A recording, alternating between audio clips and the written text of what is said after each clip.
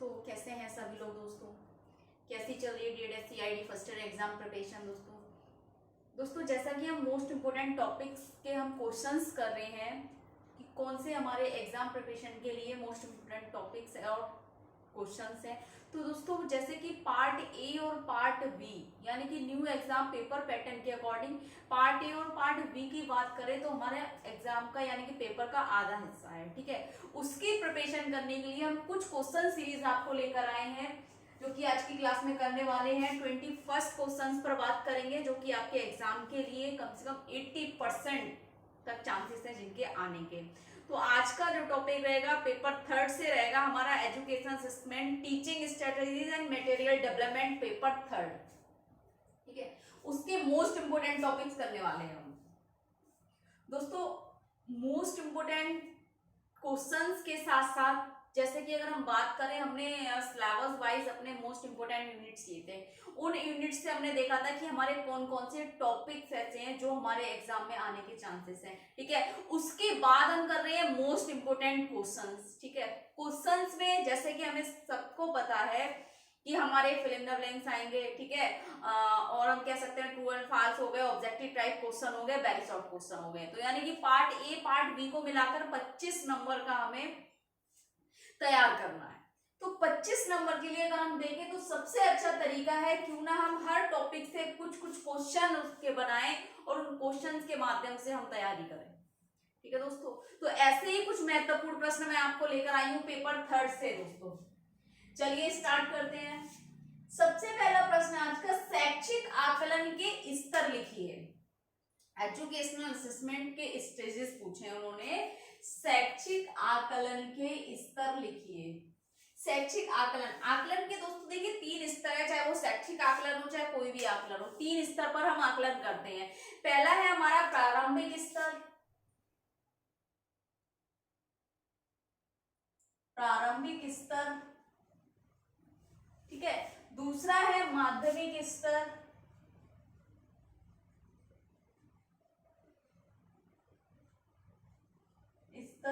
तीसरा है हमारा नैदानिक स्तर,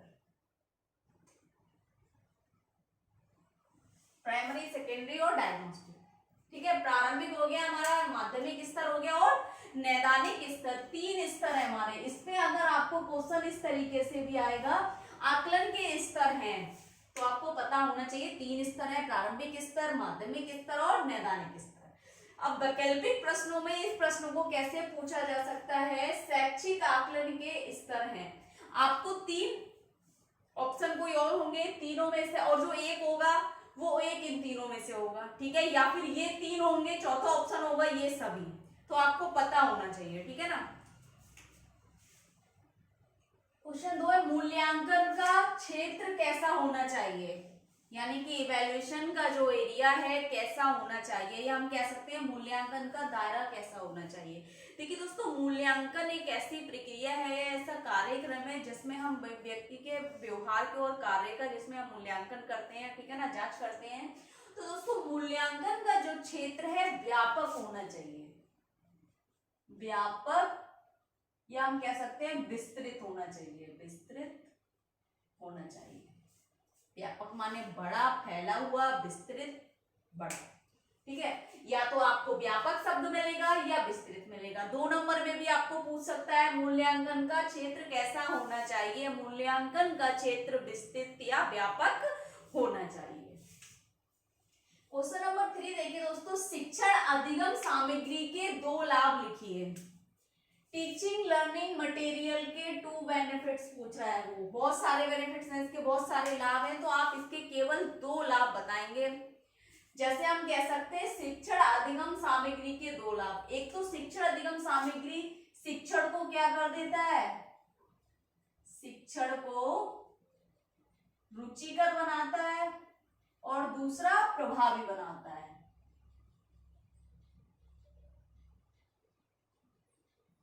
ठीक है। या हम कह सकते हैं शिक्षण अधिगम सामग्री से शिक्षण जो है रुचिकर बनता है और प्रभावी बनता है। क्वेश्चन नंबर 4 देखिए, सीखने के सिद्धांत लिखिए। सीखने के कौन कौन से सिद्धांत, हम किसी कार्य को सीखते हैं, चाहे वो कोई कार्य हो, शैक्षिक कार्य हो, व्यावसायिक कार्य हो, तो कैसे सीखने हो। तो सीखने के सिद्धांत हैं दोस्तों, सबसे पहला है आपका सरल से जटिल की ओर। ठीक है, सरल से जटिल की ओर, यानी कि पहले हम किसी सरल कार्य को सीखते हैं और धीरे धीरे हम जटिल की ओर पहुंचते हैं, कठिन कार्य तक पहुंचते हैं। हम कह सकते हैं सामान्य से विशिष्ट की ओर, लेकिन यहाँ पर अगर सीखने का सिद्धांत कह रहा है तो सरल से जटिल की ओर। दूसरा है ज्ञात से अज्ञात, ज्ञात से अज्ञात। ठीक है, उसके बाद आएगा आपका मूर्त से अमूर्त, मूर्त से अमूर्त। ठीक है, चौथा है आपका संपूर्ण से अंश की ओर।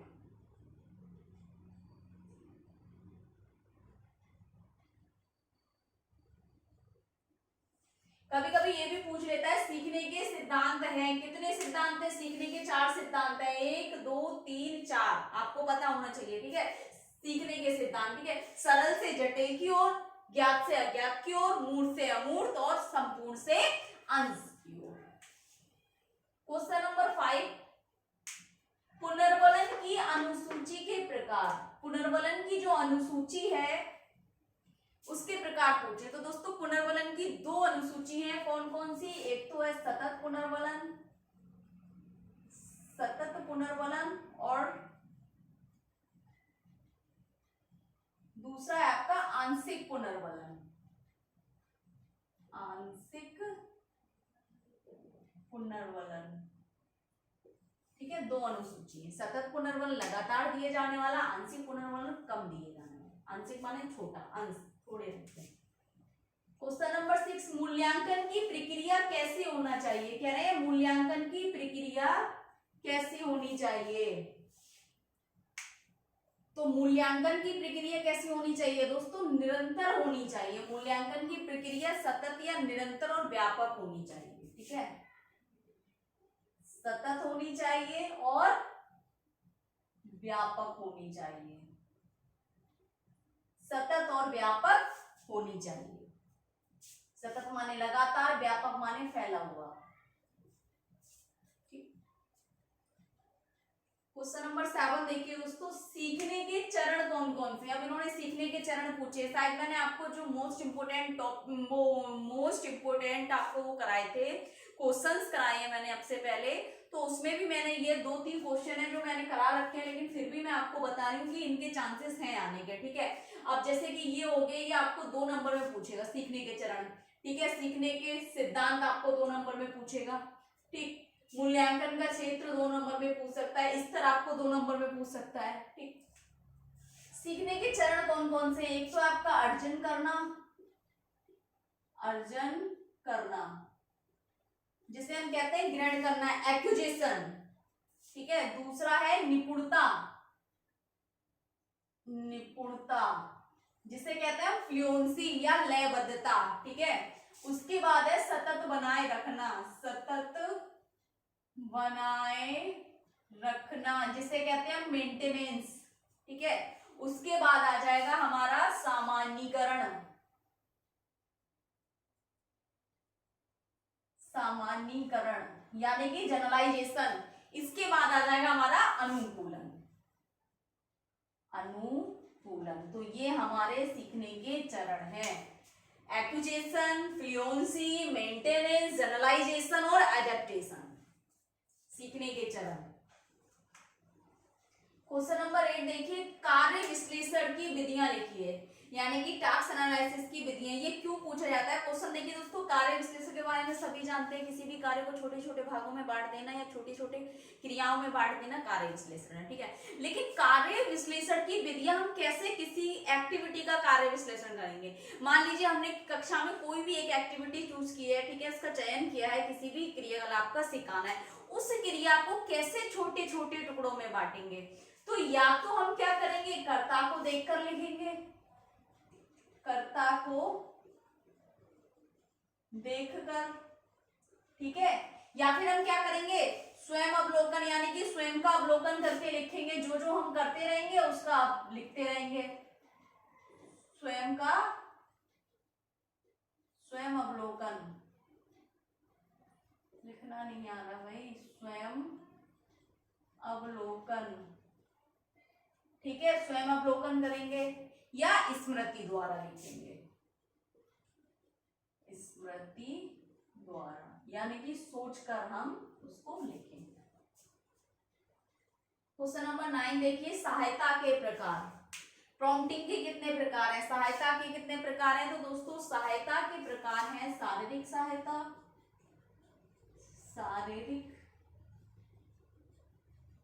सहायता, शारीरिक सहायता हमेशा ध्यान रखना, आपको क्वेश्चन पूछ सकता है कि किसी भी विशेष आवश्यकता वाले बच्चे को शारीरिक सहायता किस तरफ से देना चाहिए या कैसे देना चाहिए। तो शारीरिक सहायता हमेशा बैक से दी जाती है, ठीक है ना, फ्रंट से नहीं दी जाती।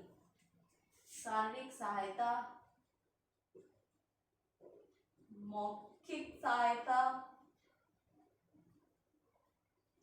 और सांकेतिक सहायता।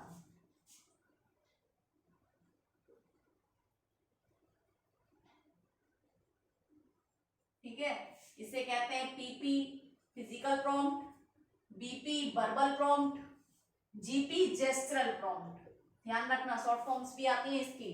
ठीक, क्वेश्चन नंबर 10 देखिए, मरिया मॉन्टेसरी का जन्म कब हुआ? मरिया मॉन्टेसरी का जन्म आपका 1870 में हुआ। ठीक है, आईईपी के कितने भाग होते हैं दोस्तों? आईईपी के क्वेश्चन नंबर 11 कह रहा है आईईपी के कितने भाग होते हैं? तो आईईपी के 2 भाग हैं, भाग आ भाग वा, भाग आ और भाग वा। ठीक है, भाग आ में क्या है, बच्चे से संबंधित सारी चीजें होती हैं, उसके केस हिस्ट्री हो गया, ठीक है ना, उससे रिलेटेड पारिवारिक इतिहास हो गया, ये सारी चीजें। भाग वा में हम प्रशिक्षण से संबंधित कार्यक्रम की योजना बनाते हैं। क्वेश्चन नंबर 12 देखिए, शिक्षण की विधियां लिखिए। शिक्षण की कौन कौन सी विधियां हैं? Methods of teaching. सबसे पहले हो गया सहायता, यानी कि प्रॉम्प्टिंग, आकार देना, शेपिंग हो गया, ठीक है, विलोपन हो गया, फेडिंग, उसके बाद चेनिंग आ जाएगा, श्रृंखलाबद्धता, श्रृंखलाबद्धता, ठीक है, उसके बाद आ जाएगा हमारा टास्क एनालिसिस, कार्य विश्लेषण, कार्य विश्लेषण। ठीक, तो शिक्षण की विधियां, प्रॉम्प्टिंग हो गया, शेपिंग हो गया, फेडिंग हो गया, चेनिंग हो गया और टास्क एनालिसिस हो गया। क्वेश्चन नंबर 13 देखिए, शिक्षण अधिगम सामग्री के प्रकार। शिक्षण अधिगम सामग्री के प्रकार दोस्तों 3 प्रकार हैं। एक तो आपकी दृश्य सामग्री, ठीक है, दूसरी आपकी श्रव्य सामग्री, श्रव्य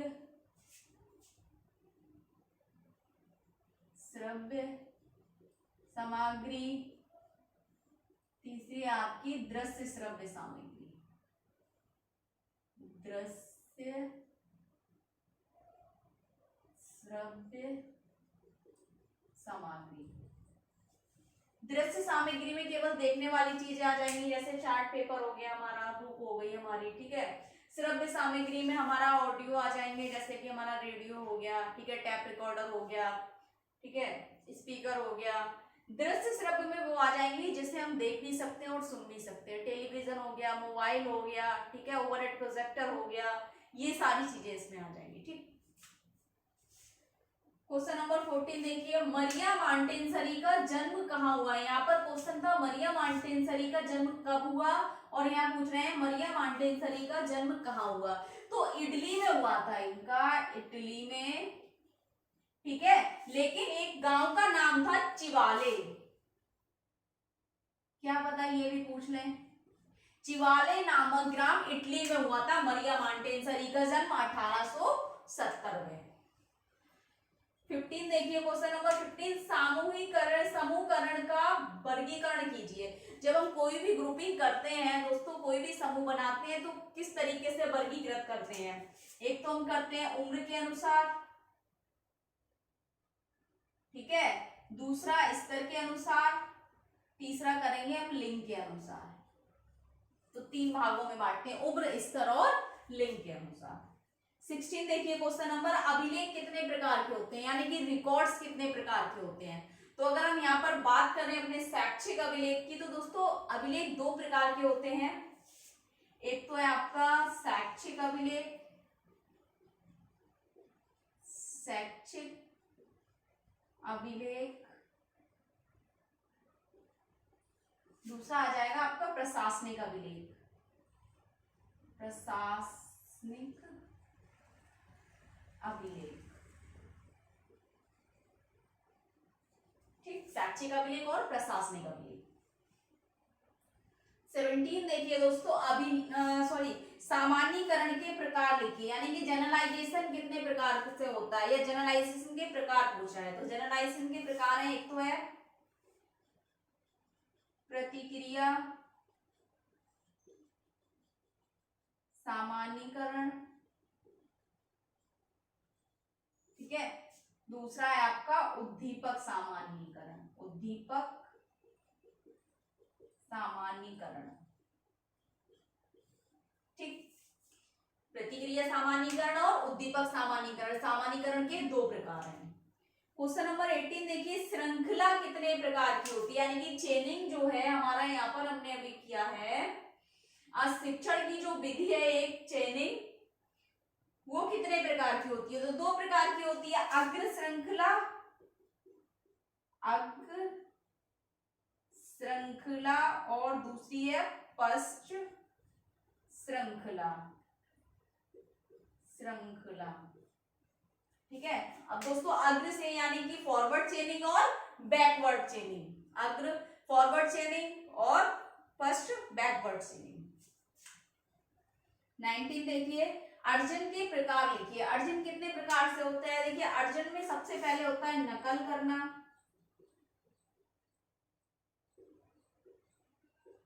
ठीक है। दूसरा हो जाएगा साथ साथ करना, साथ साथ करना, ठीक है। उसके बाद हम अर्जन कर सकते हैं इमिटेट, यानी कि अनुकरण करना, अनुकरण करना, ठीक है। फिर निर्देशों का पालन करना, निर्देशों का पालन करना, ठीक है। उसके बाद आ जाएगा परीक्षा, यानी कि डायरेक्ट टेस्ट।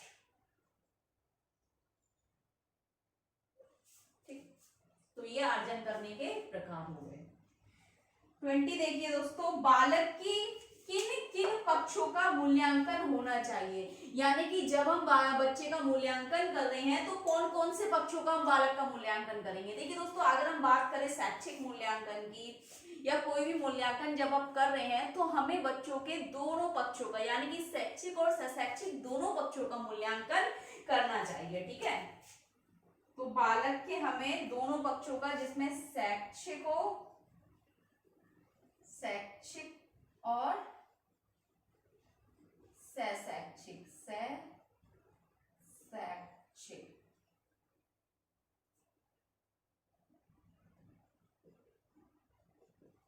दोनों पक्षों का।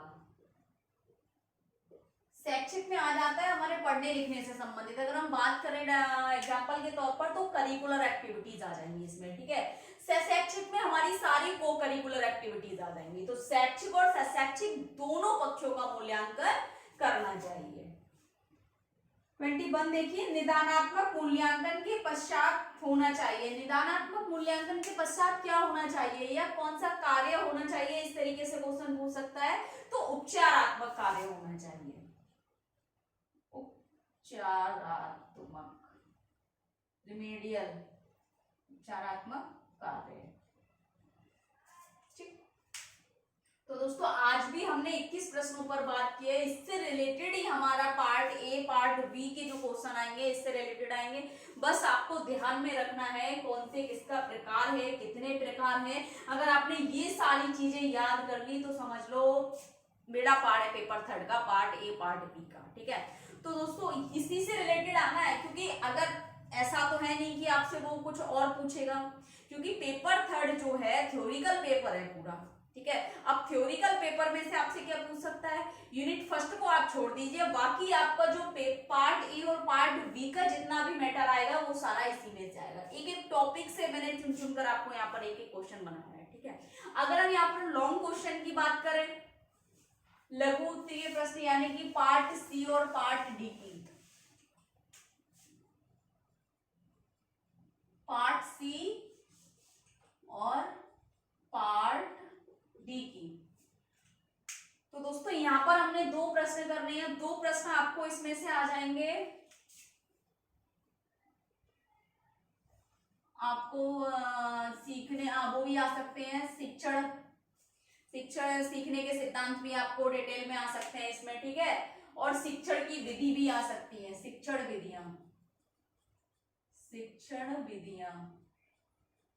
ठीक है। आकलन पूछ लेगा आपसे, ठीक है, जिसमें आकलन में कोई भी टूल भी पूछ सकता है, FACP हो गया, ठीक है, MDPS भी पूछ सकता है, ठीक है, ये सारी चीजें पूछ लेगा। और अगर हम बात करें इसकी, तो इसमें आपको CC भी पूछ लेगा, कॉम्प्रहेंसिव और कंटिन्यूअस इवैल्यूएशन भी पूछ लेगा, ठीक है इसमें। और इसमें क्या रह जाएगा, आपको रिकॉर्ड्स भी पूछ लेगा, ठीक है। लेकिन अगर पार्ट डी की ये टॉपिक आपको यूनिट फर्स्ट में से इतना आना है, और हाँ एक चीज और, यहाँ पर आपको समूह वो पूछ लेगा, ग्रुप टीचिंग, समूह शिक्षण,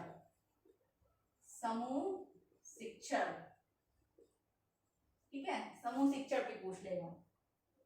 अगर पार्ट डी की बात करें लॉन्ग क्वेश्चन की, तो आपको एक लॉन्ग क्वेश्चन करना है, तो यहाँ पर एक तो आपका IEP हो गया, दूसरा TLM हो गया, चौथा रेनफोर्समेंट हो गया, आपका पुनर्वलन हो गया, ठीक है। इसके अलावा भी अडेप्टेशन भी आ सकता है, अनुकूलन भी पूछ सकता है। ये 4 टॉपिक से आपका एक लॉन्ग क्वेश्चन बन जाना। तो आप ये चारों टॉपिक तैयार कर लीजिए, आपको चारों में से एक लॉन्ग क्वेश्चन आपका फंस जाएगा इसमें, ठीक है। बाकी कुछ आपको समझ नहीं आ रहा है, कुछ डाउट लग रहा है, कुछ पूछना है, तो कमेंट बॉक्स में जाके कमेंट करें। ज्यादा से ज्यादा वीडियो लाइक करें, चैनल को सब्सक्राइब कर दें, बेल आइकन को प्रेस कर दें, ताकि नेक्स्ट आने वाली क्लास आप तक पहुंचती रहे। दोस्तों ऑल द बेस्ट।